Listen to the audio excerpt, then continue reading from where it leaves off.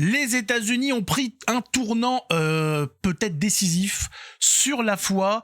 On sait tous l'état de l'Amérique sous les démocrates, sous Biden, sous Obama, etc. C'était LGBT, c'était guerre ethnique et compagnie. C'était le vrai bordel. Avec Trump, un changement est opéré. En tout cas, c'est ce que laisse présager ces discours. On l'avait déjà vu lors des présidentielles américaines, Trump qui faisait réciter, enfin qui faisait prier ses assemblées à la Vierge Marie, etc. On a dit quand même c'est extraordinaire. Nous avons un politicien qui normalement, au vu de son pays, doit être protestant, fait comme ça des Je vous salue Marie, des prières lors d'assemblées. On a dit il y a quelque chose quand même, il y a quelque chose. Il y a beaucoup de gens qui ont vu dans ces tentatives de meurtre échouer la main de Dieu. Trump lui-même l'a dit. Allez savoir. En tout cas, ça s'est pas arrêté là. Ça aurait pu être simplement utilisé, il aurait pu jouer la corde de la foi, du christianisme, le temps des élections pour convaincre en partie que ce soit les Mexicains qui sont plutôt croyants, et puis l'ensemble des Américains blancos là-dessus. Mais ça continue et les propos tenus sont intéressants puisque quand on voit un petit peu le sens dans lequel va le monde, on peut trouver ça quand même assez intéressant vu que les États-Unis vont à l'inverse. On voit la France, ex-fille aînée de l'Église, partir complètement à l'encontre de ce qu'elle a toujours été. On voit les pays européens à peu près partout faire la même chose.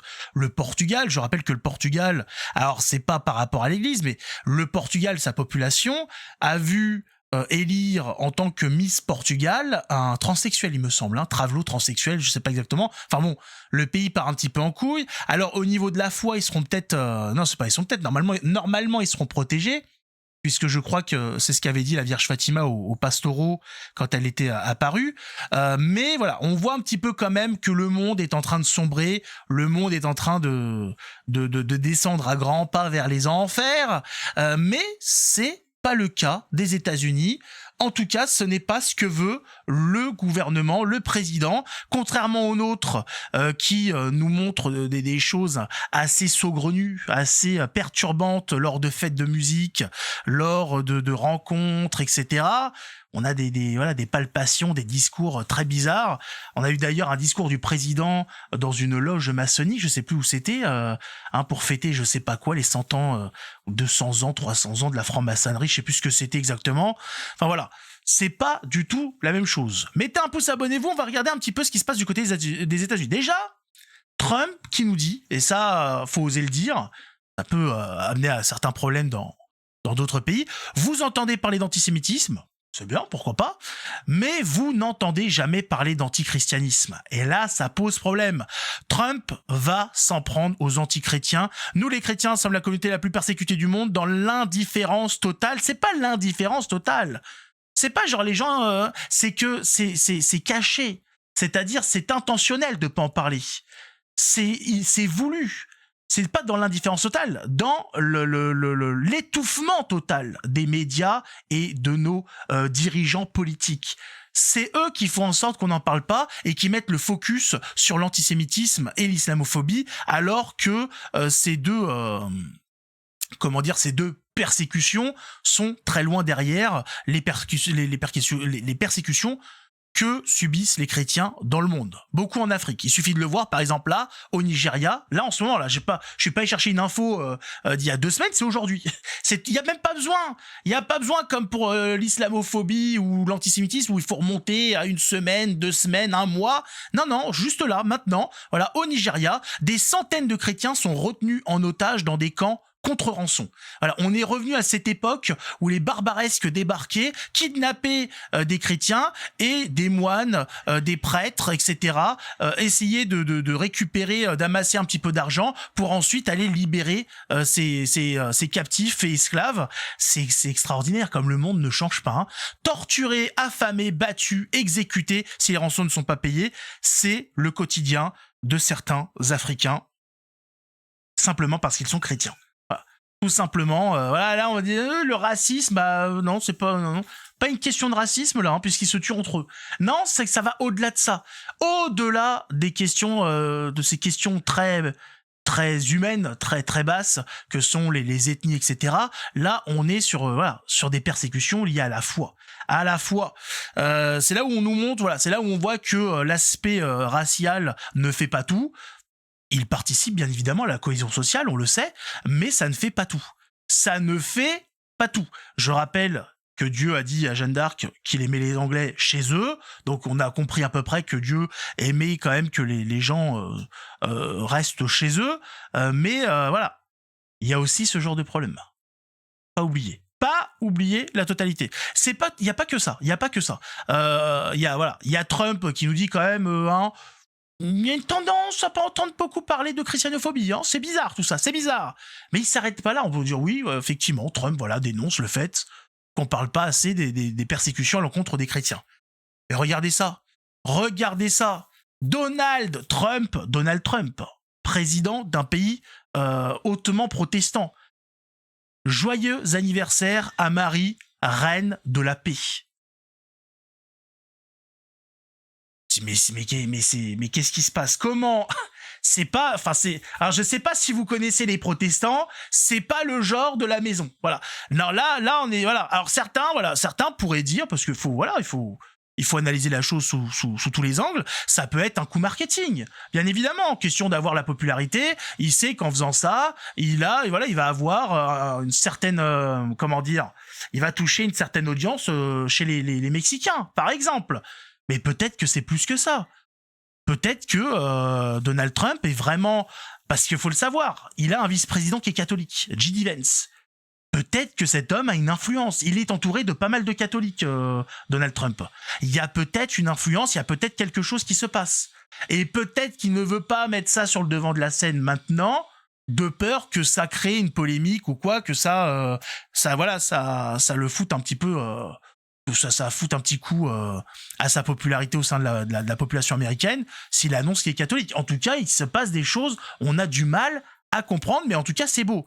Donc, on a Donald Trump, voilà, qui publie, son vice-président, bien évidemment, qui met une couronne derrière.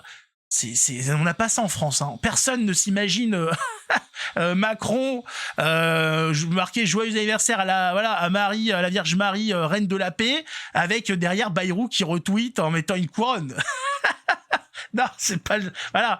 Ah, Bayrou, lui, il est concentré sur son Burger King, et Macron, il est concentré sur le chibre de sa femme. Ça, c'est encore autre chose. Évitons les sujets scabreux.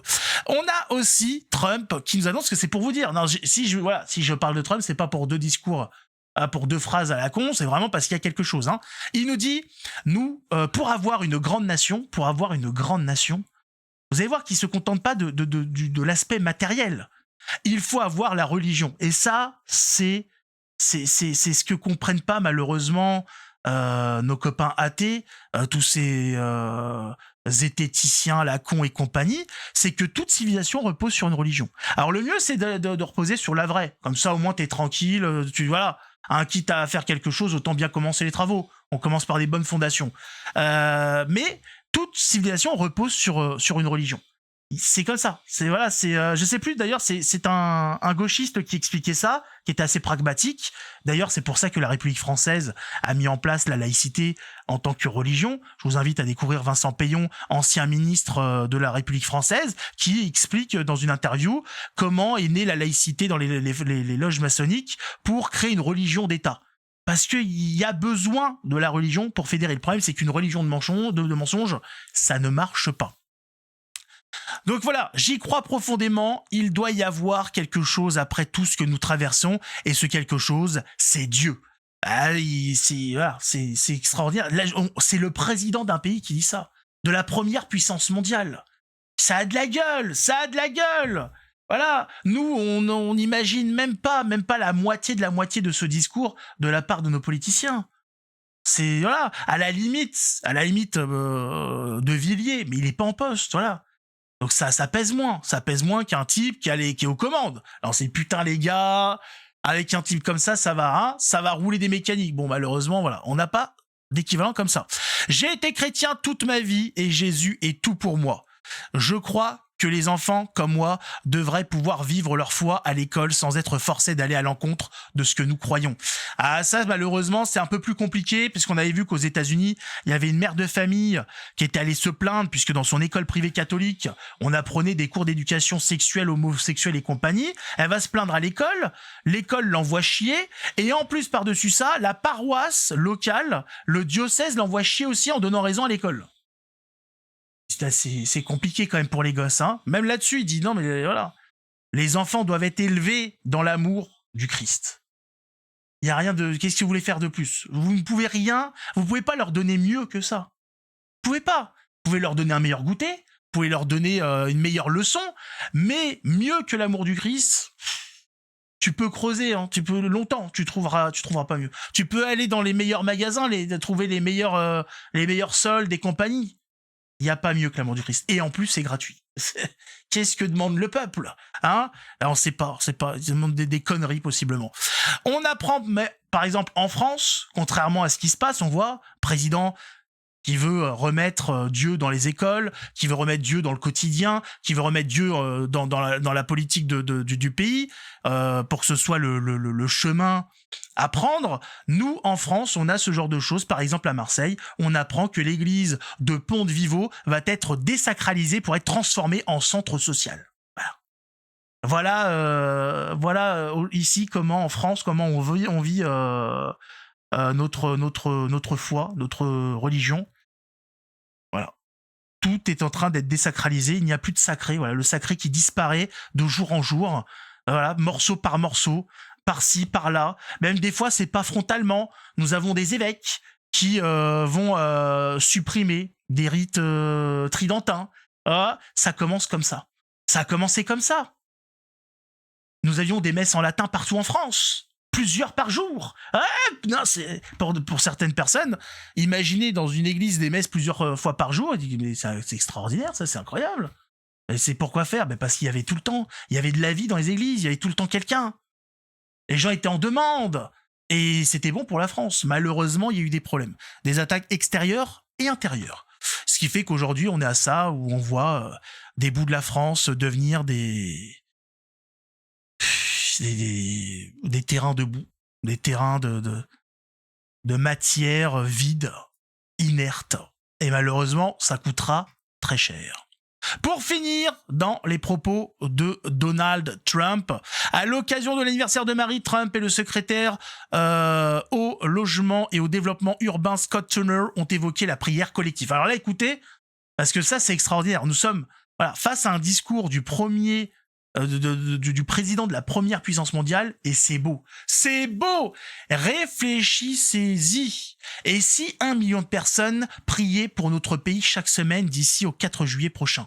Et si les croyants de toute cette grande nation se réunissaient avec 10 personnes chaque semaine pour prier pour notre pays et nos citoyens? Prenez le temps d'y réfléchir. 1 million de personnes chaque semaine. Pensez au miracle qui se produirait au cours de l'année prochaine. Pensez à la transformation dont vous et moi pourrions être témoins. Regardez l'importance. Regardez. Priez comme si tout dépendait de Dieu et battez-vous comme si tout dépendait de vous. Sainte Jeanne d'Arc. On est en plein dedans, les gars. On est en plein dedans.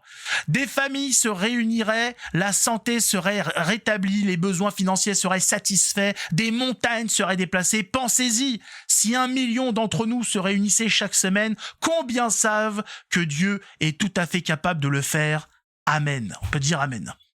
Nous croyons, après là nous croyons à la méditation de masse. Scientifiquement, si nous savons que cela fonctionne, alors nous savons que la prière de masse fonctionne également. La méditation de masse, je sais pas ce que ça vaut. En tout cas, la prière, ça fonctionne. Ça a été prouvé dans différents moments historiques où on a vu, des armées entières, des nations entières prier, enfin nations entières, en tout cas des populations entières prier le chapelet, etc. et voir des miracles, des batailles complètement se retourner, etc. On le sait, mais malheureusement aujourd'hui on est un petit peu trop terre à terre et on ne fait pas assez confiance à la prière, alors que la prière, c'est tout, voilà, c'est la meilleure chose à faire, la meilleure chose à faire. Avec l'aide de Dieu, on peut tout, bien évidemment dans le bien. Hein, vous pouvez pas, voilà, on peut pas faire de carabistouille avec l'aide de Dieu. Ça marche pas comme ça. Dieu permet le mal pour un plus grand bien, mais il ne va pas vous aider à faire le mal. Ne comptez pas là-dessus. Méditez un petit peu ce qui est en train de se passer aux États-Unis. Espérons que ça arrive en France. N'attendons pas. Commençons déjà à prier et à nous préparer le jour où un homme de ce type viendra. Au moins, on sera prêt comme ça. Il aura son armée catholique et nous pourrons sauver la France des mains de Satan, qui aujourd'hui la tient fermement. Il faut être clair là-dessus. La France est aux mains de l'ennemi. Si vous n'êtes pas conscient de ça, vous êtes mal parti pour le constat. La fille aînée de l'Église, elle y est plus. Je rappelle que nous avons plus de 200 000 avortements en France chaque année. La fille aînée de l'Église n'industrialise pas le meurtre d'enfants dans le ventre de leur mère. Ça n'existe pas, ça. Ça, voilà. Après, aux États-Unis, voilà, il y a aussi l'avortement. Ça, c'est quelque chose. Alors, ça a été mis à mal. Maintenant, c'est les États qui décident chacun de la loi, mais il va falloir mettre en avant ça, parce que pour s'en sortir, il faut arrêter ces sacrifices à Satan. On le sait, tous ces enfants qui sont sacrifiés au nom de la sainte liberté, c'est la liberté du satanisme, la liberté de tuer des innocents. Tout ça, ce sont des rituels déguisés. Mettez un pouce, abonnez-vous en tout cas. Priez. Que Dieu nous garde. Ciao tout le monde.